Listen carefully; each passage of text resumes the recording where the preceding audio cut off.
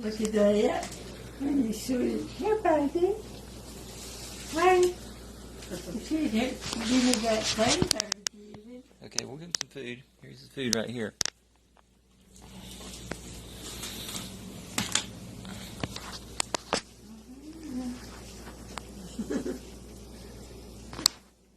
Here he comes. Here he comes. Look. Yeah, look what you got. Yeah. Yeah. You need some water. Yeah, they got some water. This is January 9th of 2018. I want to, but I'm scared. Were you scared of Mama? Is everything okay?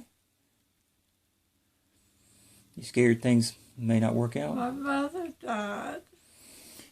I know that's scary. That's scary. I know, Mom. She died in 1954. If she were here, that would make you feel better, too. But I'm here. I'm here to help you. Yeah. So I'll help you, see? I'll help you out.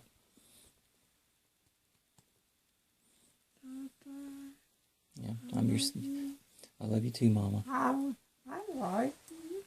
Well, thank you. I like you too. You're my mama. Yeah. January 18th of 2018. What you want me to do? Oh, you don't have to do anything, Mom. We'll get something to eat here in a little bit.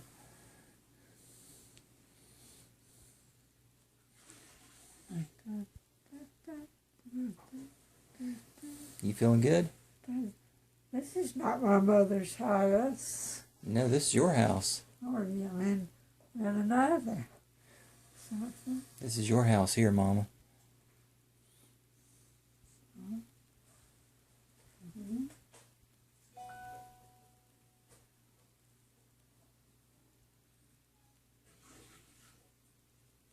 I think I got another one. This is the one that you and Daddy. They'll be here.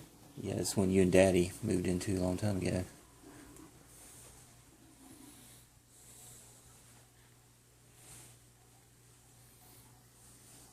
January 24th, 2018.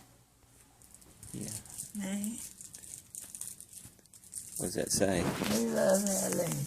That's it, right. That's what it says. It says, we love Ailene.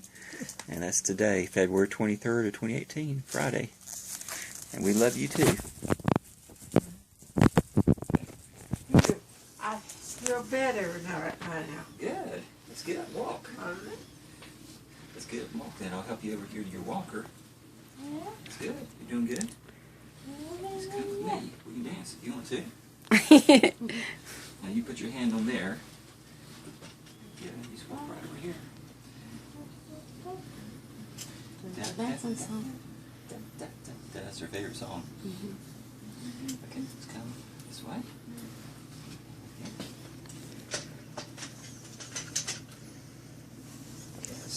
Hi, honey. Hey. I'm glad to see y'all. Good to see you. Oh, we're glad to see you too. Yeah. I jumped up and threw my clothes. I was ready to come today. I missed you. Yeah, let me have it. Okay. What are you doing? I'll get behind you.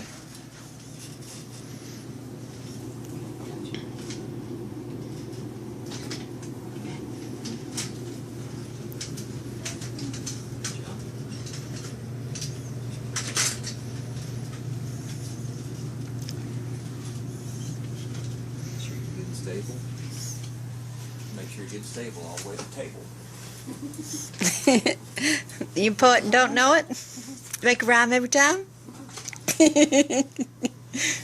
Hey. Oh, zip it.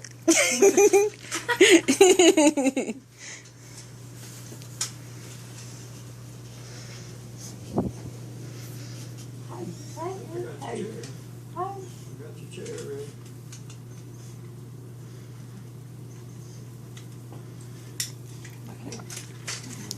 You'll bring the chair a little closer on him. This one. Might be easier than her. I bet that one. Yeah, you just turn this like this. You gotta walk with it. Yeah. Yeah. Keep on turning it until you get around. Sit down. Oh. You got you. Okay, good. Now That means I sit down. yeah, you sit down. Put your hand right there. Yeah. You put your hand right on top of that. See? Oh, you can say to yourself. Okay, good. All right. Good job. I'll let Ronnie here turn around the table. I got that, Mom. I'll take care of that for you.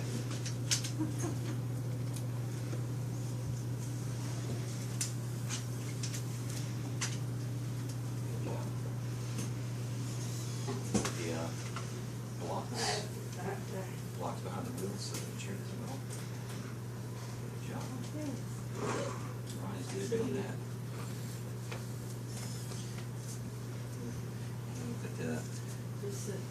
I don't like the chair. Put this back behind the chair so she doesn't do a wheelie and go backwards. See, this is the other protection that we have. Make sure she doesn't fall or anything. And today is February 24th of 2018, Saturday. With Ronnie and Mama and me and Deborah Paris and Debbie Felton all here together. The Debbies. We're the Debbies.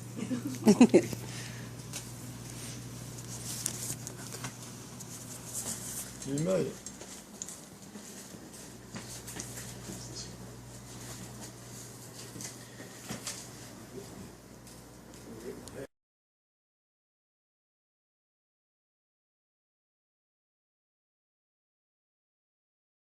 Today is March 11th, 2018, and I am Deborah Felton, and I am on this recording just to provide a summary of my visits with Ailene Craft in her home. My visit started back around late August, and continued over the 6 months. I've had 37 visits. There's a log here that shows all of the different visits that I've had, and then behind here I have some summaries which are available for you to read. Those are my summaries, and I sent those just as to Philip, just to give him a glimpse of how she was doing when I was there, as most of the time when I was there he wasn't. So I can tell you that most of the time when I came in to their house, Ailene was sitting in the den or at the kitchen table. She was awake and alert. Sometimes she was sleeping, but and nodding, but most of the time she would wake up and visit with me. She might not have known my name, but she definitely recognized me as somebody familiar. She was in her wheelchair. She was well groomed, well taken care of. She had a warm blanket through the winter, the heated blanket to keep her warm. She had the walker positioned right in front of her, and all of this was to keep her safe and to prevent her from falling. At any given time, there was always Ronnie or another caregiver sitting right with her, and there was always 2 to 3 people there at any visit that I was in the home. Now, most of the time, as I've described, you know, she was in her chair and in a good mood and chatty and in a good place. Sometimes I would come in and she would be in sundowner syndrome, and you know, with Alzheimer's patients, that's a common occurrence. It usually happens later in the day, and as I was often there later in the day, sometimes that would be going on. So when she has sundowner, she's confused, she's agitated, she's having some delirium.